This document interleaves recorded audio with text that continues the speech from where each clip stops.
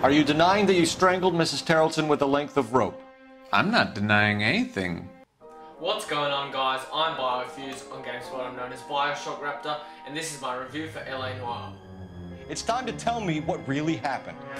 So LA Noire is my 7th game completed in 2011, and it's also my 28th PlayStation 3 game completed, though it is also on the Xbox 360. I finished the main story in around 18 hours, though a few more were spent just driving around and having a bit of fun. LA Noire has a very familiar layout. It's an open world game with set missions and a large map to explore. There are 21 assigned cases across 5 desks: patrol, traffic, homicide, vice and arson, and 40 street crimes, small action-orientated tasks. You play as Cole Phelps, a cop rising through the ranks of the 1940s LAPD. Throughout the story you find lies and deception, which is a core element of this game, being able to tell if a suspect giving you information is lying, telling the truth, or if you're not sure if they're lying but don't have any evidence to back up a decision. The story includes some quite memorable characters, all with stellar voice acting and facial animations.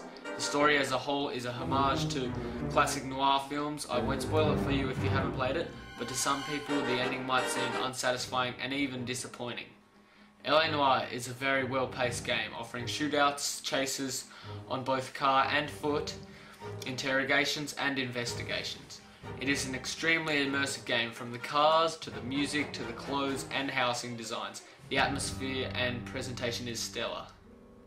The game can feel slow at times, which is by no means a complaint, but this is definitely not a game for everyone. I didn't really have many complaints with the game aside from the poorly written story. While the characters can make it feel like it can be an emotional ride, it never achieves that because of the poor story pacing.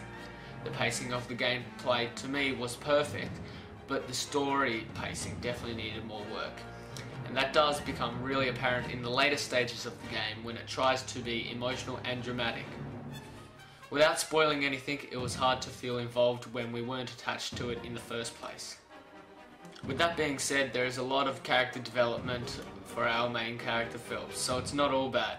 Finding clues and interrogating might sound unattractive at first, but there is no possibility of getting lost, as there are multiple music chimes that sound when you're near a clue, if you've found all the clues, and if you're heading the right way in solving a case. There are even intuition points that you can gain from leveling up that you can use if you are feeling lost and don't know what to do. Aside from the main story and the street crimes, there are outfits to unlock, hidden cars to find, and you even get a rating out of 5 at the end of each case. To do most of the objectives in LA Noire, including the story, would take around 20 hours. Some people say they would have liked it better if you could have pulled out your gun and shot random civilians, but I believe that would have ruined the immersion, and even so, it's not Grand Theft Auto. Overall, I really enjoyed this game. It's not perfect, but no game is. It started off very promising, but towards the end it did feel a little dragged out and uninspiring, though the authenticity and atmosphere of the world is beautiful for a city game. It was long with a lot of variety in the missions, and there are a lot of crafty elements we hardly see in new games. I don't see myself going back to it as much I would a multiplayer game, but it's definitely worth a purchase if you're wanting something new. I give LA Noire an 8 out of 10.